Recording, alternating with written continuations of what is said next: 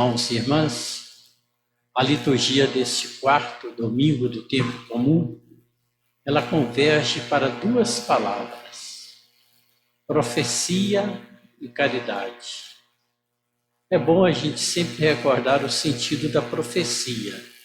A palavra significa falar em nome de Deus, nem é tanto ficar prevendo acontecimentos futuros, mas falar em nome de Deus. Profecia. E caridade, que é o amor ágape, o amor de Deus, desinteressado, generoso, gratuito. Profecia e caridade. Ninguém pode dizer que está cumprindo a missão profética se não cultivar o espírito de caridade. A profecia, estando falando em nome de Deus, a verdade precisa transparecer, precisa chegar aos ouvidos dos necessitados de ouvi-la, porém precisa ser com caridade. Se não for com caridade, não será uma autêntica profecia. E a caridade verdadeira, ela precisa ser profética, porque senão seria uma mentira. A mesma coisa o pai ou a mãe que não corrigisse seus filhos em nome de uma atitude de amor e de caridade, não está sendo caridoso, nem caridosa, nem está amando verdadeiramente. A caridade, para ser verdadeira, ela precisa estar revestida desta característica da profecia. Amar fazendo tudo, não que a pessoa espera ou deseja, mas tudo que Deus espera e deseja que seja feito. O que é verdadeiramente bom, que a pessoa precisa vivenciar. Nós ouvimos a primeira leitura do profeta Jeremias, e ele mostra então como que essa vocação, ela faz parte da essência da nossa vida. Desde o seio materno, nós já somos escolhidos e consagrados pelo Senhor. Jeremias sofreu, foi torturado, foi perseguido na sua missão profética. Ele não vingou-se de ninguém que fez nada de mal, tudo de mal contra ele, mas ele pediu a Deus que punisse aquelas pessoas.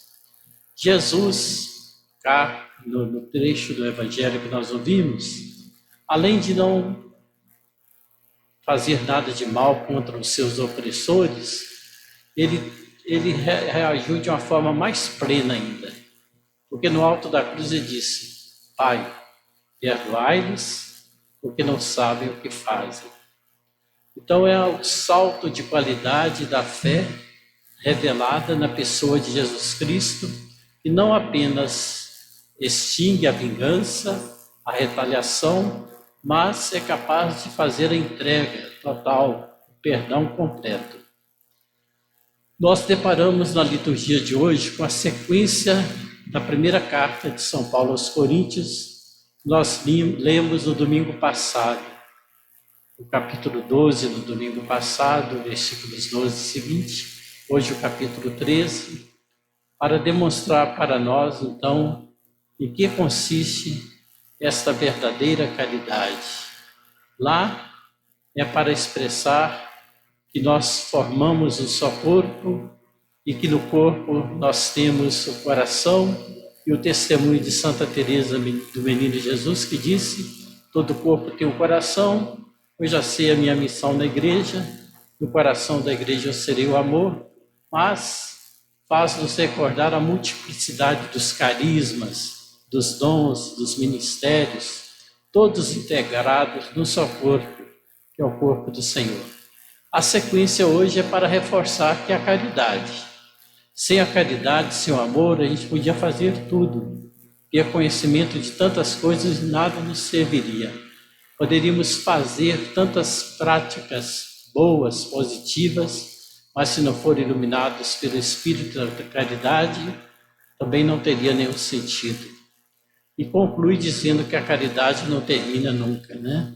A fé e a esperança serão dispensadas quando nós estivermos na alegria eterna, mas lá nós viveremos plenamente a caridade e o amor.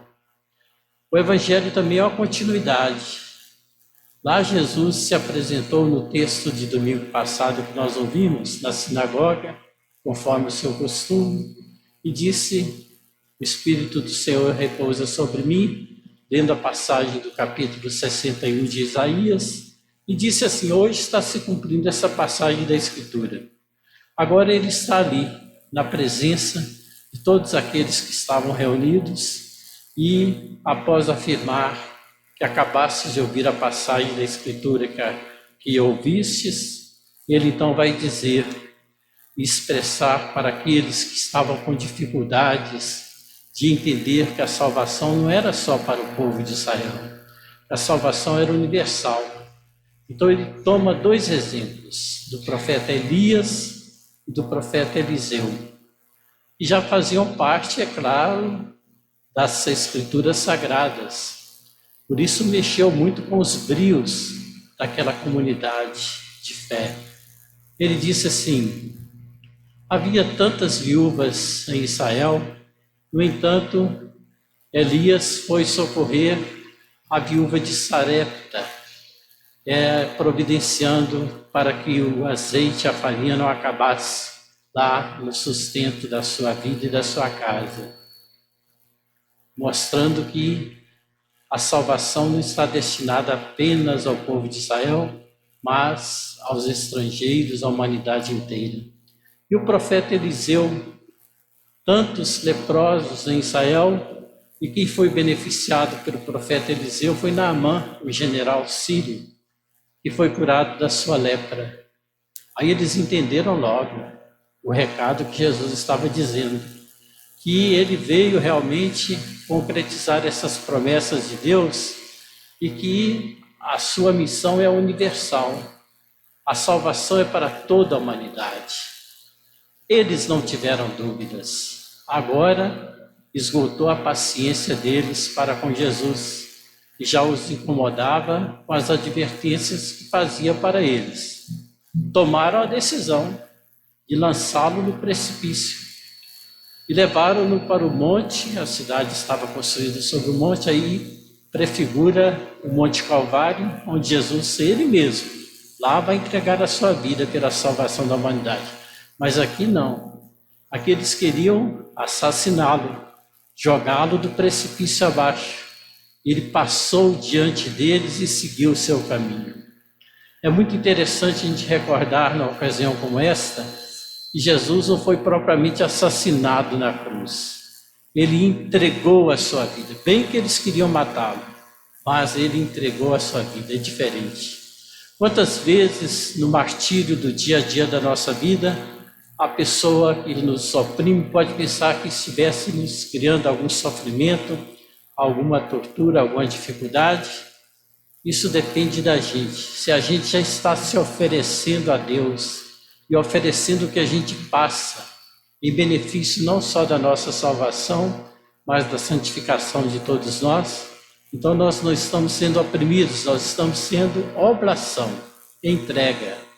Assim nós devemos interagir com todos que nos perseguem e nos maltratam. Ao invés de subjugarmos diante das opressões, nós decidimos interiormente oferecer aquilo que nós estamos passando em benefício da nossa santificação e da santificação de nossos irmãos e irmãs.